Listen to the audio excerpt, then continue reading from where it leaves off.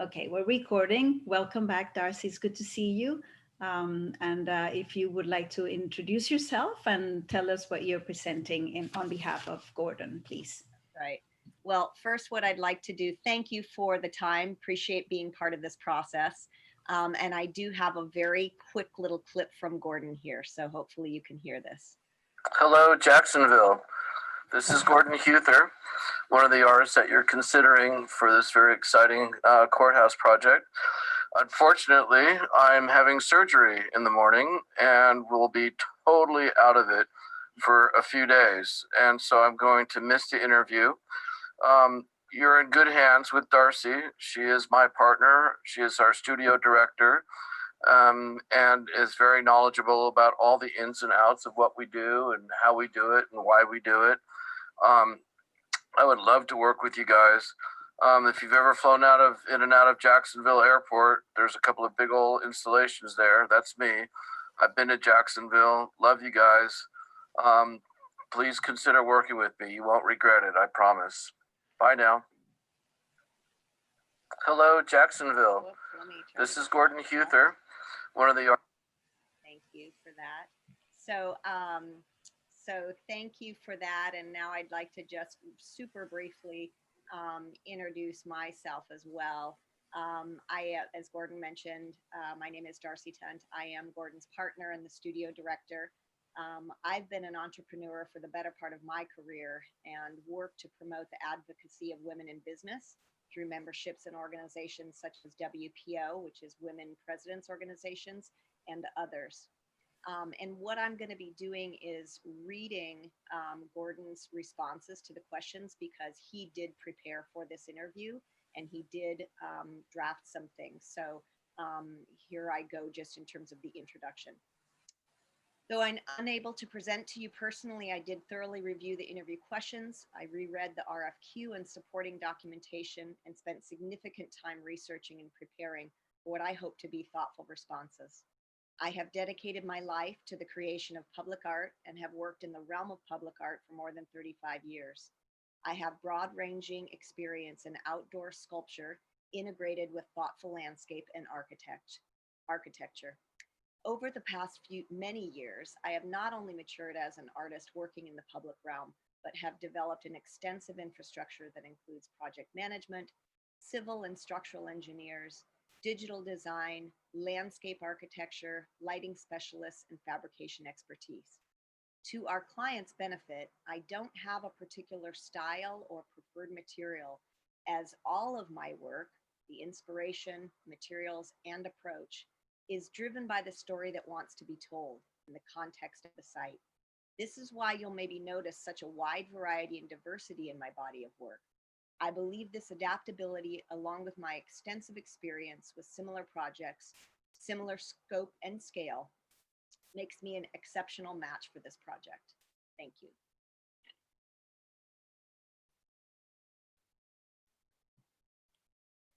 Are you going to go into the rest of the questions or shall I keep moving forward?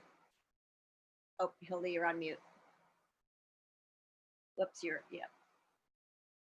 Sorry, I muted myself and didn't realize. I can go through the questions if you prefer, or if you have a presentation, a visual presentation, you want to go with it first? Yes. You tell me how you planned it and I will adapt. Sure, we can go through the visual presentation. Okay. So then let me pull it up and then you'll have to allow me to share the screen. You are, yes, it's all set up so you can drive this one. All right, so.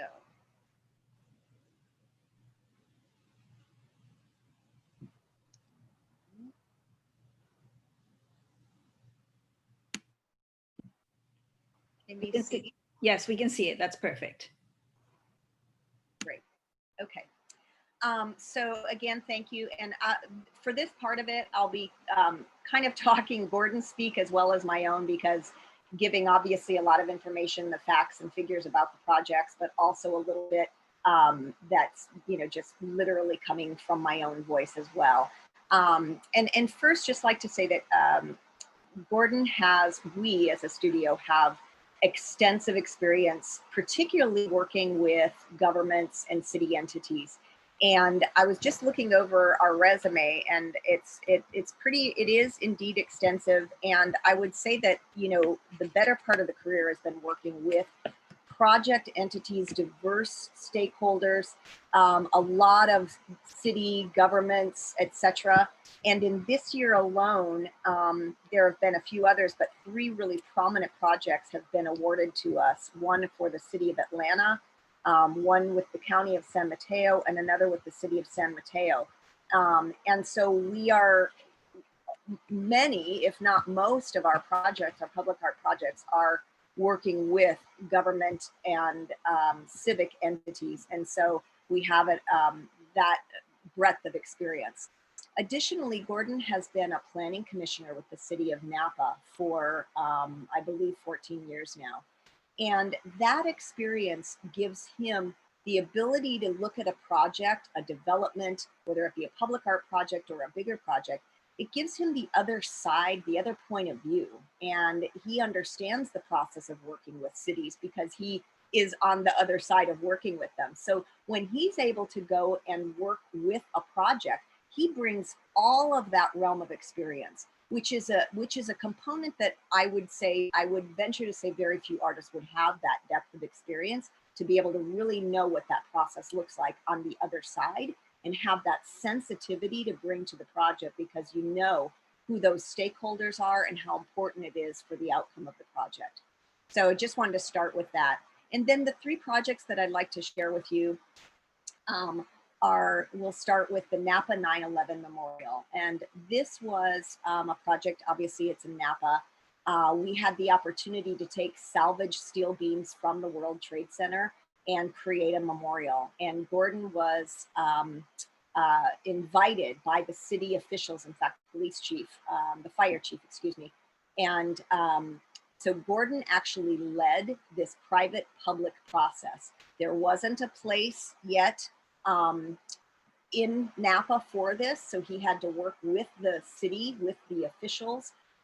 He had to lead the fundraising to try to not only develop this from a design standpoint, but have it come to realization from a budget standpoint, getting the funding. So he really led this process, this public-private process, for a magnificent outcome that would not have been there had he not really had that ability to lead this.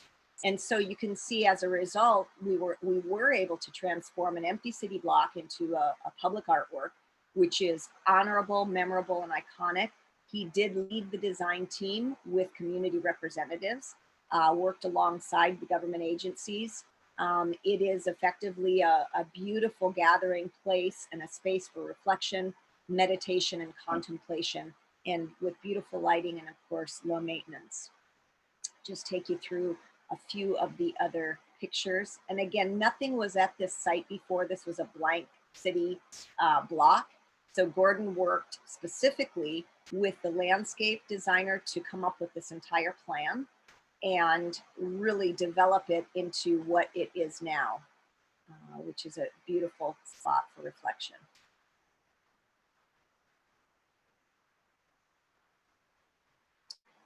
So the next project is called Mountain Range and River of Light, and this is at John Muir Medical Center in Walnut Creek. It's a 2-part installation. You can see the beautiful Corten steel and glass. These are inspired by the mountain ranges of Walnut Creek area.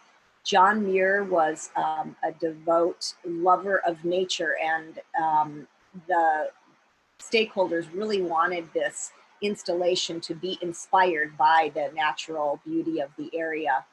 And so these are the Corten steel mountain inspired part of the installation. This is inlaid glass, and this provides a wayfinding function. So again, this was part of transforming the plaza outside of the building. And it's a big area going from the parking garage into the hospital itself. And they didn't just want this massive concrete. They wanted it to be beautiful and inviting, bringing people into the hospital. And also, as many of us know, hospitals aren't necessarily the best place to be. And so they wanted something beautiful, inspiring as you enter, so that maybe you could be distracted, if only for a few minutes, by this beauty surrounding you.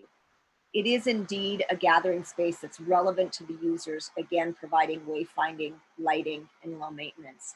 And I do just have a quick story about this project. A good friend of ours was having a very, very difficult time with her latest childbirth and pregnancy. And she was in John Muir Medical Hospital for I forget how many months. And while she was there, she had a room up here that looked down onto this installation. At that time that she was at the hospital, she did not know that Gordon did this artwork. And she was so miserable and sad, and her family couldn't be there because the dad had to stay home and take care of the 3 other kids. And here she is in this hospital, and she's looking out at this artwork every night. And she was just so delighted and entertained. And we didn't find out until just recently that she was at this hospital looking at this artwork, and we cried. I mean, it was like, this is exactly what public art is supposed to do. She had no clue. Now, and just to add a further point to this, so we made a mock-up of this right before, just a section of this, and it's outside our studio in Napa. And again, they're good friends of ours. And the little guy that they had is alive and well, and she's alive and well. And so it's such a heartwarming story that we're taking this little section, I think it's like 20 feet long, and we're going to install it in the front yard. And it's just such a poignant story that not many can tell of really what public art is intended to do, and to have that be so close to our heart. Anyway, I'm crying just thinking about it because they're such delightful people. So that's what public art is supposed to do, and that's the ability that Gordon brings, that level of empathy and sympathy and heart. And you couldn't tell from that video. It's really disappointing that you're not getting to meet with him. He is a very big personality, and he really, really loves what he does. And so I'm second. I mean, I'm not even remotely giving you the big personality that he is, but I hope that at least I can give you the content. So, okay, so the next project is in Oklahoma. This is a city police headquarters. And they really wanted a spot to memorialize and fallen officers, as well as create a space for events. And so these arches are aluminum and dichroic glass. And so the relevance to the county courthouse project, again, Gordon had to lead and work with landscape architects to transform that entire space. So as you well know, it's best to bring in the artist early on, right? Because then the designs are truly integrated. If they had brought Gordon in after the landscaping was done, he wouldn't have the ability to transform that space into what it needed to be and work with the rest of the design team to create a design that meets all the needs. And that's what he was effectively able to do. And again, it's honorable, clearly. It has significance to the people that are going to use it. It is creating a gathering space, and it is promoting and honoring the folks that have fallen, as well as the ones that are working and continue to dedicate their life. This shows the sculpture in context with the building. So both spatially as well as architecturally, the juxtaposition of the round, embracing circle is often, just that embracing and the envisioning of life juxtaposed to this very angular building. Of course, with beautiful lighting and again, low maintenance.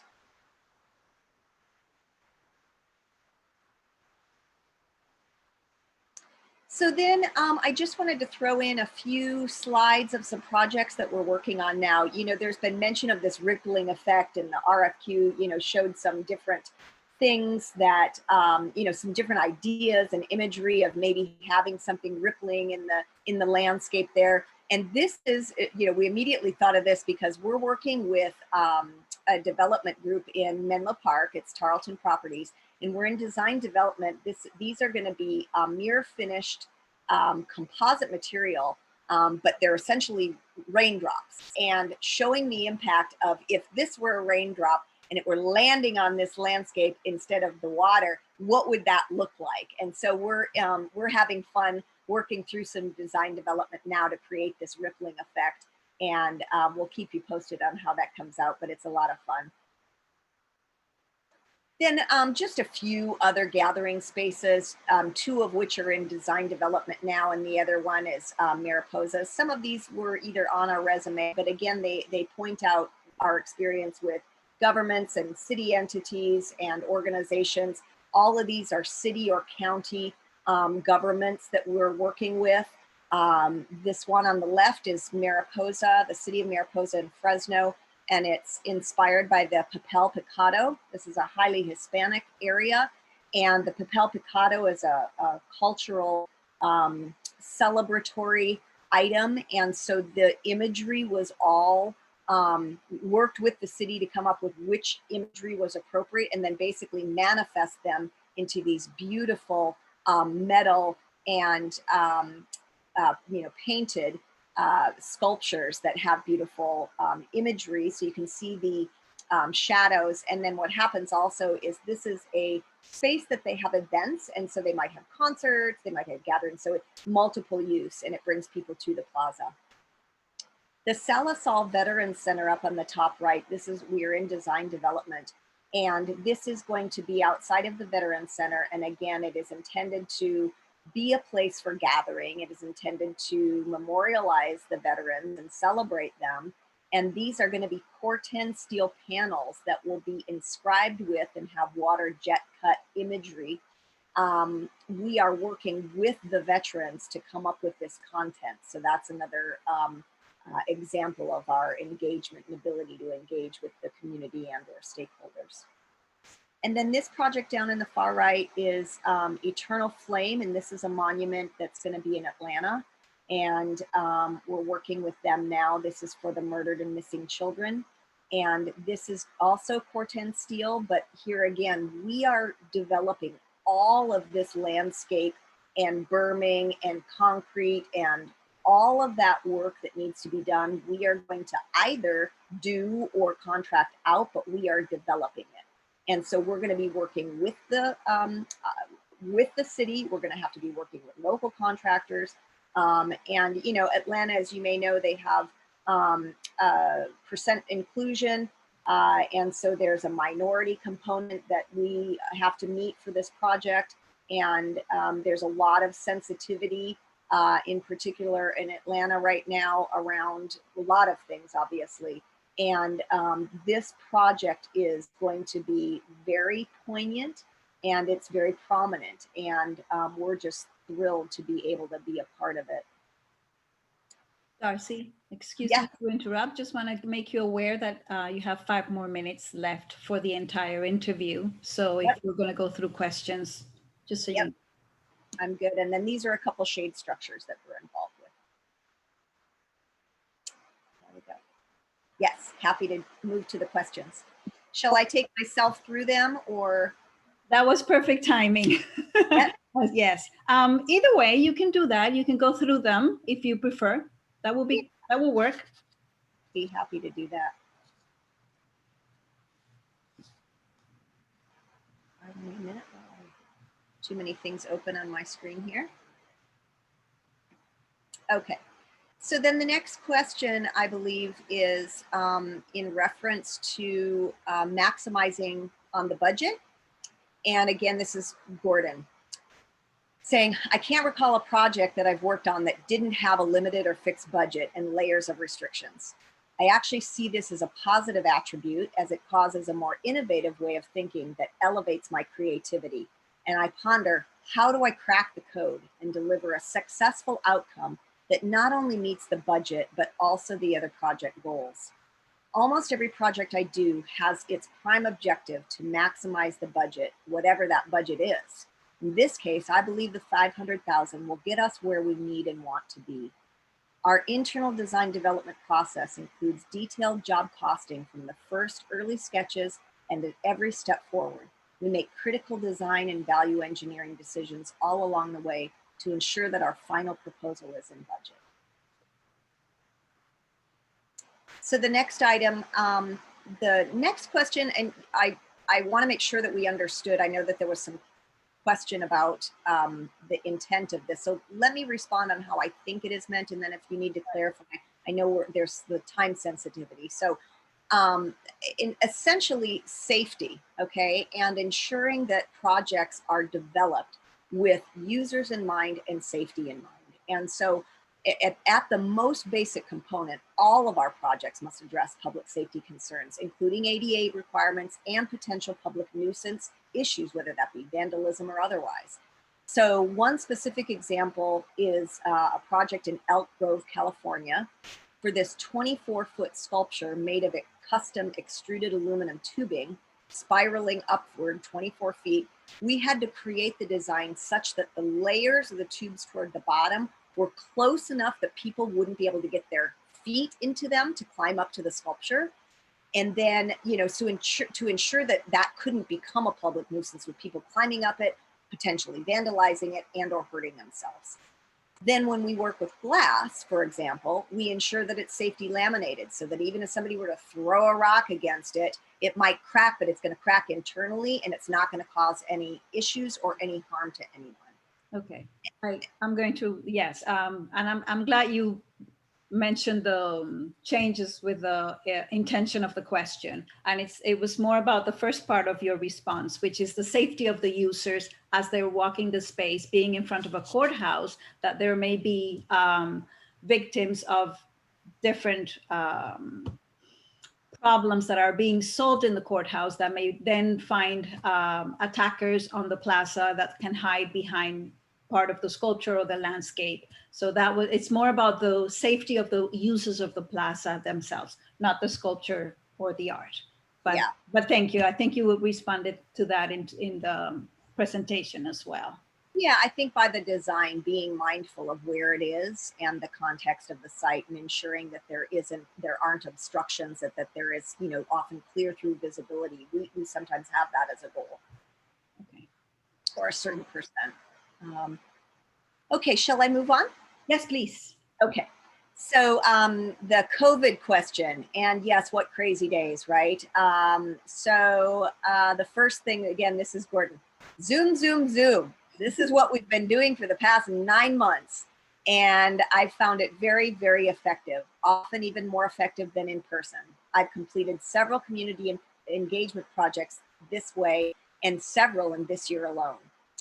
Community engagement and feedback is essential. I am also a planning commissioner, as I mentioned, and hold the public meetings via Zoom, so I'm very comfortable and familiar with the platform. I have the ability to encourage and lead participant communication, whether this would be in a public meeting, a town hall forum, or even a more open forum. For example, I mentioned the Sallisaw, Oklahoma Veterans Memorial Project that we're doing this very thing. We're using Zoom to allow the veterans to participate in the design process, providing feedback, language, and image suggestions for what will be water jet cut and inscribed on the Corten steel panel walls of the art installation. We won't let COVID diminish our engagement opportunities. And, you know, all I really need from you is access to the stakeholders and meeting coordination. We can make it happen. Got it. Last question. The Cultural Council has adopted a policy around diversity, equity, and inclusion as follows. The Cultural Council of Greater Jacksonville commits to championing policies and practices of cultural equity that empower a just, inclusive, and equitable city. And thank goodness that you do. We fully support this and are excited by projects that have such a meaningful inspiration. For the project outcome, it really begins by a thorough and deep understanding of the site. Where is it located? Who lives there? Who's the community there? Who are the users of the site? And what are the natural and architectural surrounds? From this, along with the project goals, I will begin my creative journey. But the artwork must respond to and be appropriate for the people in the community that will interact with it. There are many ways we can incorporate sensitive, powerful, and meaning points of inspiration, including text, images, graphics, and many other possibilities. We will ensure that the project itself, both the end result of the artwork, along with the process of creating with it, working with local vendors and subcontractors, etc. Making sure that ultimately it is relevant for all users and responds to the goal of cultural equality and inclusivity. This is a major tenet of the public art that I create. The art is not about me as the artist. It must be inspired by and for those who will experience it.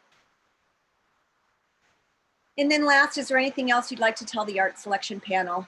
And Gordon says, I've dedicated my career to inspiring the spirit of humanity by bringing beauty and meaning into this world through the art. And I am excited at the possibility of doing this for the Jacksonville County Courthouse Plaza. I believe my relevant experience, diverse talent, and ability, along with breadth of skill set, are a perfect fit for this project. And I thank you in advance for your consideration. Thank you, Darcy. Thank you very much also for stepping in, and we wish a speedy recovery from all of us to Gordon. Yeah. I'm going to stop the recording now, and then we will stay in touch with you. Thank you. All right. Thanks everybody for being here. Bye So, now. Yes. Are you able to just answer a question